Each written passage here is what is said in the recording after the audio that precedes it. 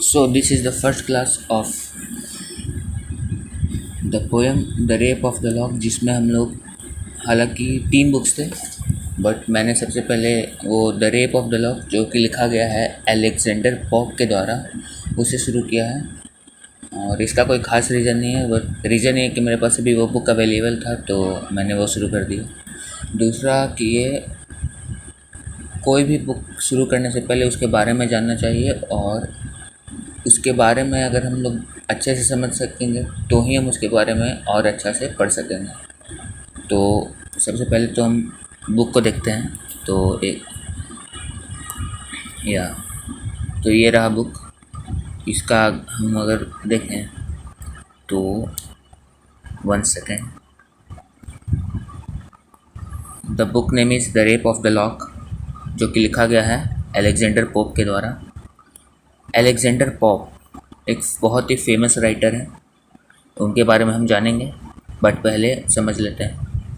हालांकि ये तो ब्रांड का नाम हो गया नारायण, बहुत सारे बुक लिखे गए हैं, बट जो ओरिजिनल वर्जन है the rape of the lock का वो बेसिकली अगस्टियन पीरियड का है।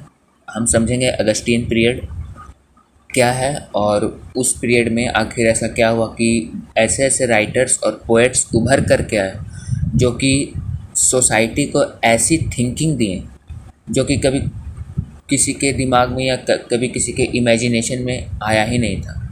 तो हम लोग ये समझेंगे ना। उसके पहले हम लोग समझ लेते हैं कि क्या है।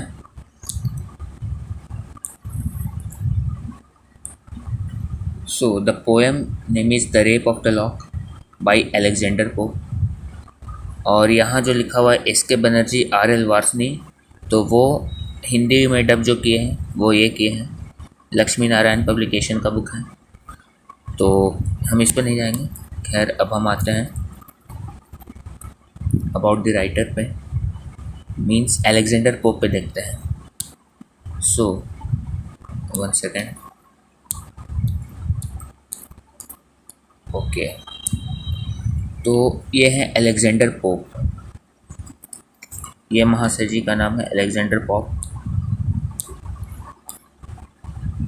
जो जिनका बर्थ हुआ था 21 मई 1688 को।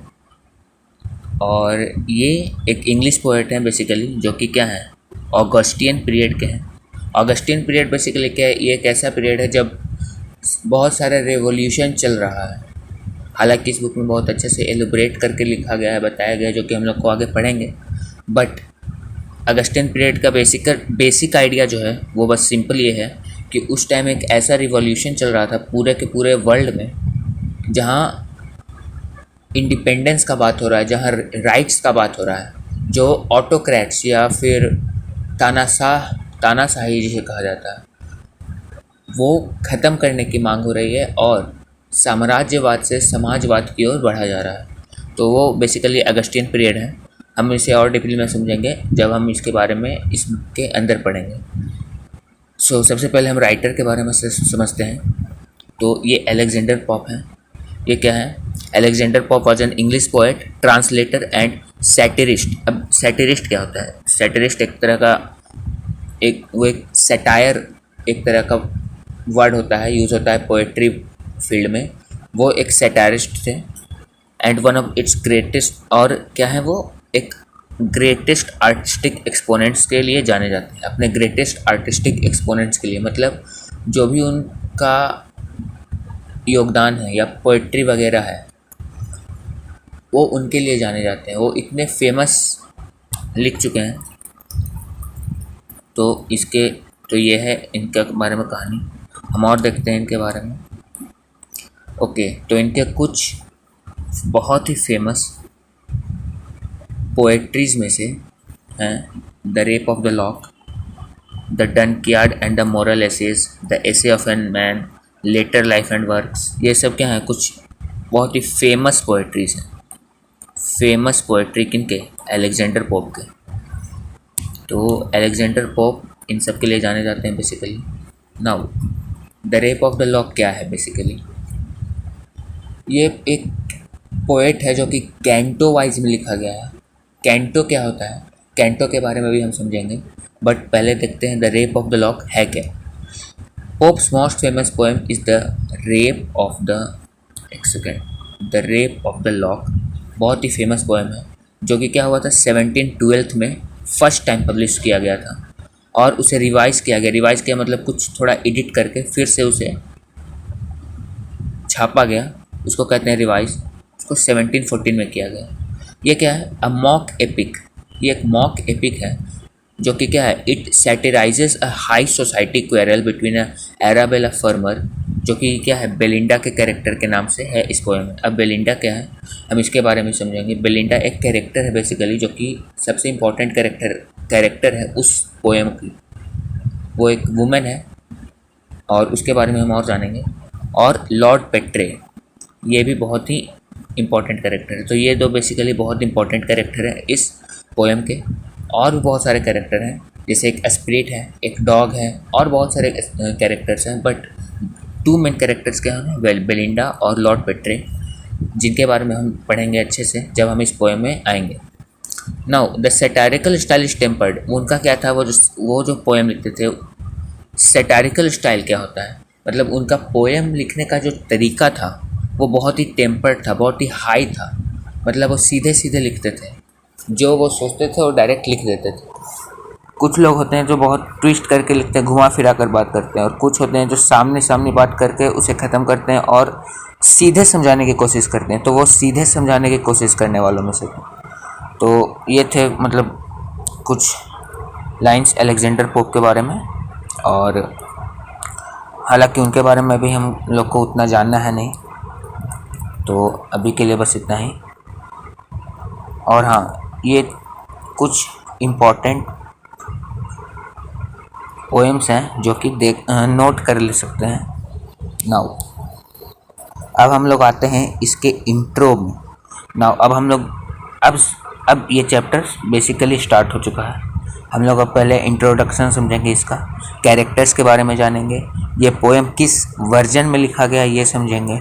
और आज का क्लास बस इतना ही पे रहेगा, और कल से इस पोएम का पहला कैंटो मैं शुरू करूँगा।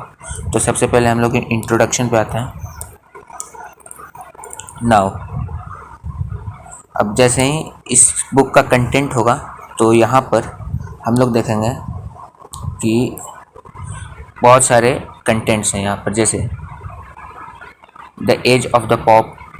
नाउ ये जनरल इंट्रोडक्शन है और ये सारी चीज़ें हैं, ये पूरे चीज़ें पोएम नहीं है, ये भी पोएम नहीं है।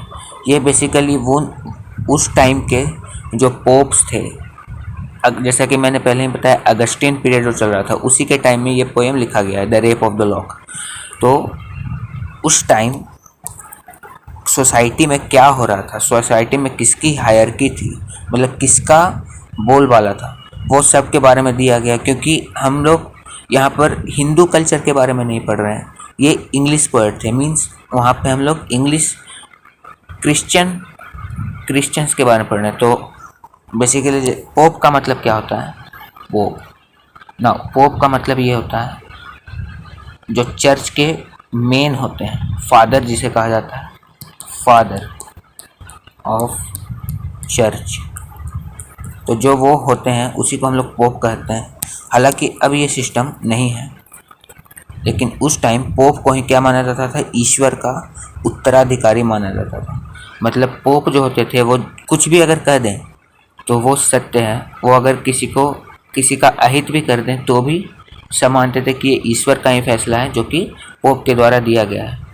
तो ऐसा था वहाँ पे पोप का पोजीशन। नाउ इसके बारे में हम लोग क्या करेंगे, डिटेल्स में पढ़ेंगे, लेकिन सबसे पहले हम लोग पोएम के बारे में पढ़ते हैं।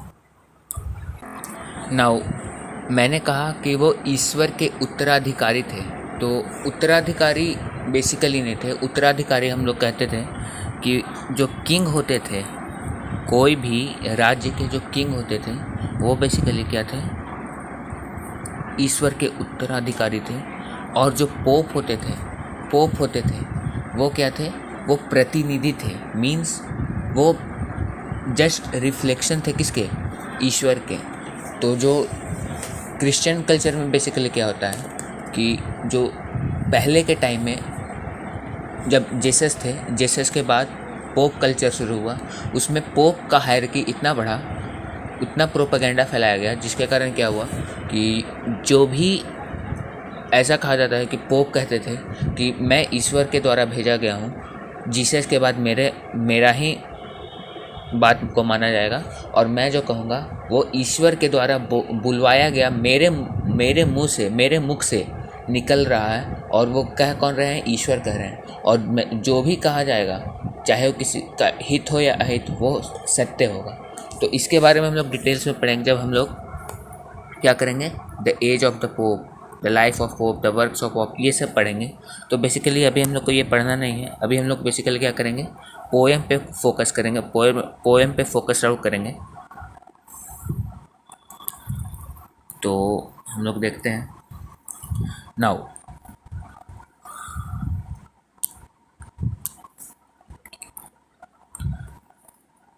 वन सेकेंड,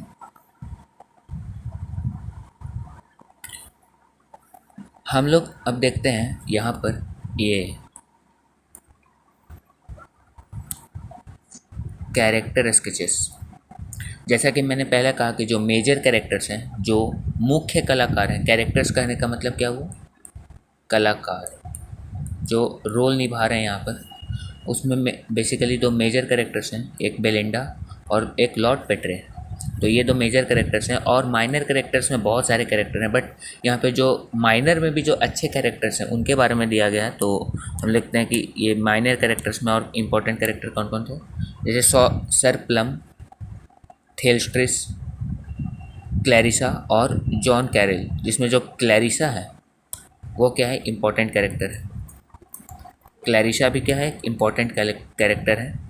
तो हम लोग कैरेक्टर्स के बारे में और डीपली जानेंगे जब हम इस चैप्टर को स्टार्ट करेंगे। नाउ मैंने कैंटो की बात किया था कि कैंटो